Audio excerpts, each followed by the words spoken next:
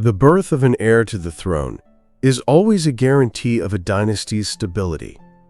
But what if, from his earliest childhood, this heir shows complete indifference to what is required of him, first and foremost, the continuation of his lineage?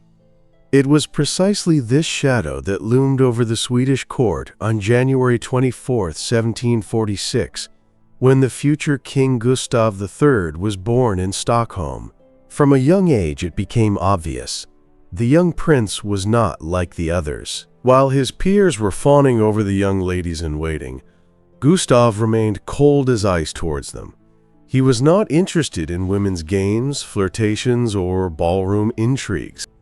Instead, he found far greater pleasure in surrounding himself with a circle of young, attractive male favorites, with whom he held long conversations about art, theater, and philosophy. These signs, alarming for the dynasty, did not go unnoticed at court, where whispers about the heir's strange inclinations had already begun. The key to understanding his personality lay within his family. Gustav's mother, Louisa Ulrika of Prussia, was the sister of the famous Frederick the Great. From her brother, she inherited a domineering, authoritarian character and an iron will, but alas, not his military talents. She was a political woman who sought to rule through her sons. Against her backdrop, Gustav's father, King Adolf Frederick, appeared a weak and spineless figure. This contrast, a dominant, oppressive mother and a passive father, created a volatile psychological mix for the young prince. According to many contemporaries, it was this familial imbalance that bred in him an aversion to strong women and caused him to seek solace and understanding in male company. This psychological knot, tied in childhood, would become a ticking time bomb for the entire Swedish monarchy. For now, the court merely collected anecdotes confirming his peculiarity. For instance, at one of the court balls, the young prince allegedly declared with disarming frankness, "Ladies are beautiful for decorating a hall, but for conversation, I prefer gentlemen." This phrase, tossed out so lightly, was in fact a manifesto of his nature. The court froze in anxious anticipation. How would this strange, artistic prince, so distant from feminine charms, fulfill his primary dynastic duty? Time passed, and the question grew ever more pressing. In every historical drama, there is a turning point, a single meeting that sets off a chain of irreversible events. For Prince Gustav, whose coldness toward women had already become legendary, that moment was the arrival at court of a man destined to become his shadow, his confidant, and, as malicious tongues claimed, something much more. Fate knocked on the palace doors in the form of a 16-year-old Finn. Between 1765 and 1767, Adolf Friedrich Munck appeared in the heir's retinue. Hailing from an impoverished, though noble, family, he had nothing to his name but striking looks, a sharp mind, and boundless ambition. Beginning his service as a simple page, he almost instantly captured the prince's attention. The young man was handsome, intelligent, and, most importantly, utterly unscrupulous. He quickly realized the unique opportunity that had fallen to him and deciphered the future king's nature. Sensing his secret desires and vulnerabilities, Munck's rise was meteoric. From an ordinary page, he became a chamber page, which meant access to Gustav's private chambers and nearly round-the-clock companionship. Their bond strengthened day by day, and soon the entire court began to discuss with bated breath the special closeness between the heir to the throne and his young servant. In the 18th century, despite all the gallantry of the era, such relationships were considered scandalous and cast a shadow not only on the prince's reputation, but on the future of the dynasty. But Munck was more than just a favorite. He became everything to Gustav, a friend, a secretary, an advisor, his influence extended far beyond the palace chambers. As one courtier would later write, trying to describe the Finn's unique position, quote, "Munck was not just a servant, but an advisor in all matters, including the most intimate." This phrase is the key to understanding the entire crisis that followed.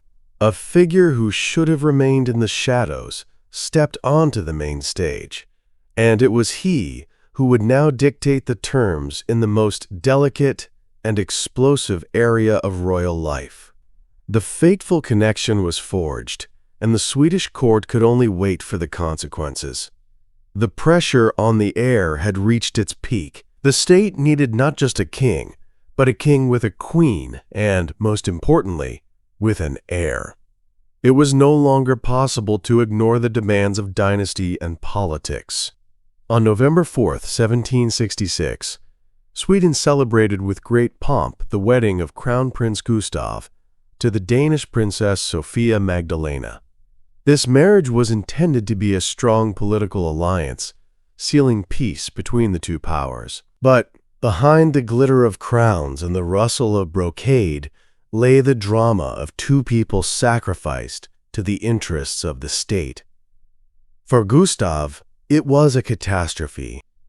His domineering mother, Louisa Ulrika, had actively intervened, choosing a bride who, in her opinion, was a perfect match for Sweden but completely unsuited to her son. The prince himself felt not the slightest affection for his future wife and viewed the marriage as a personal humiliation. His own words, full of despair, speak volumes about his feelings. "I have submitted to the necessity of the state and given her my hand. So much greater is my misfortune, and so much stronger is my resistance to being united with a woman whose character is so unlike my own." But who was she, the one cast in this unenviable role? Sophia Magdalena was no naive simpleton. Intelligent and well-educated, she quickly understood the true nature of her husband and the icy atmosphere of his family. She found herself locked in the golden cage of court etiquette, forced to play the part of a happy wife, while her husband openly avoided her. And while the couple performed a family idol for the public, a very different life unfolded behind the walls of the royal chambers. Gossip spread through the palace corridors with incredible speed. Ladies-in-waiting whispered that the royal couple was not just cold to each other, they slept in separate chambers. And the king, according to rumors, spent his nights not alone, but in the company of the same young and attractive chamber pages. Thus began one of the strangest and most fictitious marriages in the history of European monarchies, where conjugal duty became an impossible state task. On February 12, 1771, Gustav III ascended the Swedish throne. The royal crown placed on his head gave him absolute power, but it did not solve, but only exacerbated, the main problem. The throne remained without an heir. Years passed, and the cradle in the royal chambers remained empty. 9 years of a fictitious marriage had transformed from a palace rumor into a threat to national security. For the country, the absence of an heir was a ticking time bomb. It not only cast doubt on the future of the dynasty, but also provided fertile ground for conspiracies. The king's enemies, both at home and abroad, eagerly awaited the moment the dynastic line would be broken. The pressure on Gustav III grew with each passing day, but he remained steadfast in his refusal to perform his marital duty. While his marriage was falling apart, the career of his favorite, Adolf Munck, was soaring. The loyal friend received the rank of cornet and then first chamber page, making him one of the most influential men at court. But in this story of humiliation and loneliness, there was a third participant, whose role proved to be truly shocking. Queen Sophia Magdalena, who had suffered for years from her husband's coldness and her mother-in-law's contempt, found solace. and where? In the arms of the very man who was her husband's closest confidant, Adolf Munck. Thus, an unimaginable love triangle emerged, where the king's favorite became the queen's lover. This double game did not remain a secret. Witty courtiers spread a poisonous joke that Munck must have a precise schedule, which hours to spend with the king and which with the queen, so as not to cross paths. The atmosphere in the palace grew tense to the breaking point. The situation was so scandalous that the French ambassador in his dispatch home could find no other words to describe it.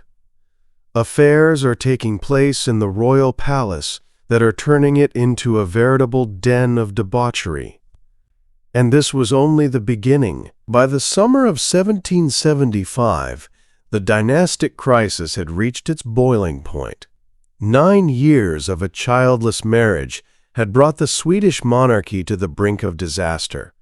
Gustav III, an intelligent and far-sighted politician, realized that further delay threatened his throne.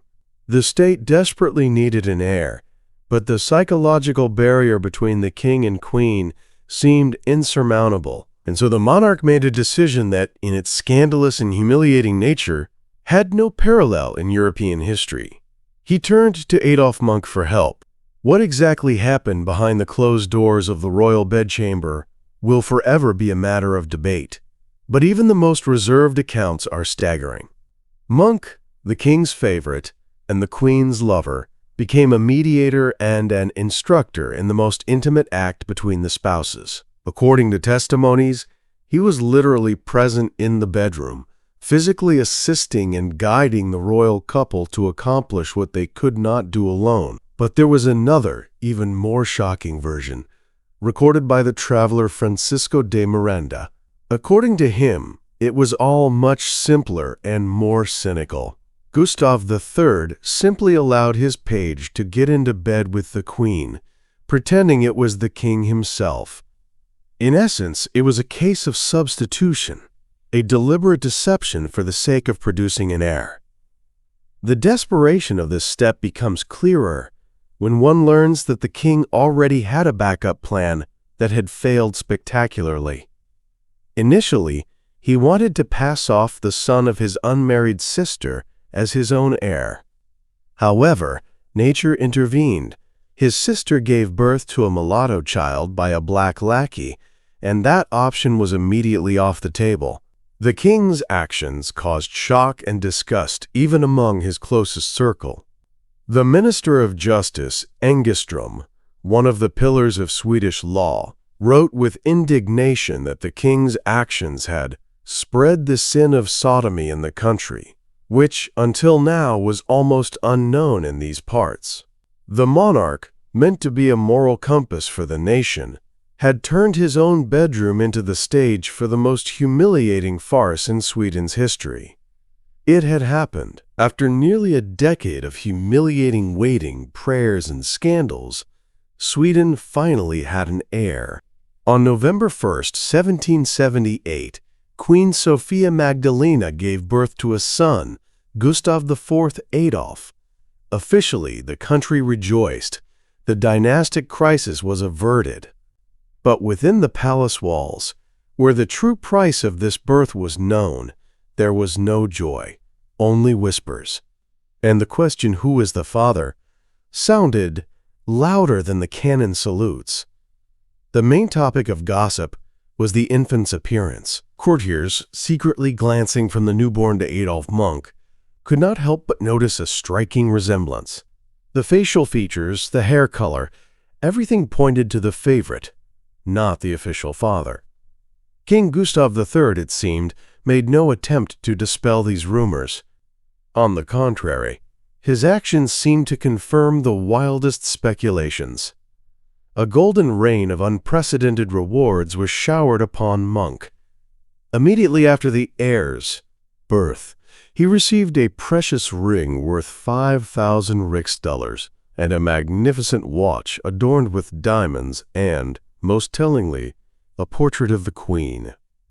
In that same year, 1778, he was granted the title of Baron, and in 1789 he became a Count and a Knight of the prestigious Order of the Seraphim. This generosity was so excessive and suspicious that it looked less like gratitude to a loyal servant and more like payment for an invaluable service. One of the eyewitnesses of those events left a devastatingly accurate phrase in his memoirs. The king treated Munck as if he were the father of his children, which was not far from the truth. The shadow of this scandal also darkened the following years. In 1782, the couple had a second son, Carl Gustav, but he died in infancy. Their shared grief did not bring the spouses closer, but only deepened the chasm between them, forever burying even the semblance of marital happiness. The dynasty was saved, but the price of that salvation, the legitimacy of the future monarch, would forever remain in question. The man who had once solved the monarch's most intimate problem proved useful in state affairs as well, albeit of the most dubious kind. The influence of Adolf Munck, which had long since crossed the threshold of the royal bedroom, now reached the state treasury. When Gustav III needed money to finance the upcoming war with Russia, he found a new, entirely criminal role for his favorite. In 1787, Adolf Munck was put in charge of organizing the counterfeiting of Russian coins. This was no longer a palace intrigue, but a full-fledged state crime. The clandestine operation was set up on a grand scale, and the fake 5-kopeck coins minted under his supervision were of such high quality that they were difficult to distinguish from the real ones. Why did the king entrust such a risky operation to a man with no experience in finance? The answer is simple. Munck was untouchable. He was the keeper of the dynasty's greatest secret, and knew full well that Gustav would cover for him in any scheme, just to prevent the compromising details of his personal life from coming to light. The favorite's impunity, born in the royal bedchamber, now allowed him to participate in international fraud without consequence. However, deceiving the Russian treasury proved more difficult than the Swedish court. The Russian side quickly discovered the forgeries, which resulted in a major international scandal and further soured the already strained relations between the countries. News of the Swedish scheme reached Empress Catherine the Great herself. Her reaction was scathing and devastatingly accurate. It is said she quipped, "The Swedish king makes counterfeit money as skillfully as he makes counterfeit heirs." This phrase, which spread throughout the courts of Europe, became the quintessence of Gustav III's reign. The era of balls, intrigues, and scandals ended as theatrically as it had lived, with a gunshot in the middle of a celebration. The mask hiding the assassin's face could not hide the hatred that had been brewing for years in the hearts of the Swedish aristocracy. On March 29, 1792, at a masquerade ball in the Royal Opera, King Gustav III was mortally wounded by conspirators. Of course, this murder had deep political motives related to the king's absolutist rule. But the final straw that broke the nobility's patience was not another decree, but the monarch's very way of life. The aristocrats were outraged by what they called the debauchery reigning at court, and, in particular, by the boundless influence of the low-born upstart Munck, who had transformed from a bedroom facilitator into one of the key figures in the state. The assassination was not only a political act, but also a moral verdict of sorts. The king's death was not instantaneous. He fought for his life for several days, but the wound proved fatal. His last words, devoid of royal grandeur, were utterly human and tragic. "I am very sleepy, and I want to try to rest a little." With the death of his patron, the game was over for Adolf Munck. Realizing that he was now the primary target for all the late king's enemies, he hastily left Sweden. Fate took him to Russia, where he found service in the court of Paul I.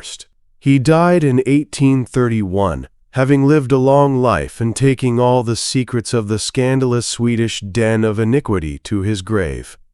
The king's death drew a line under an entire era.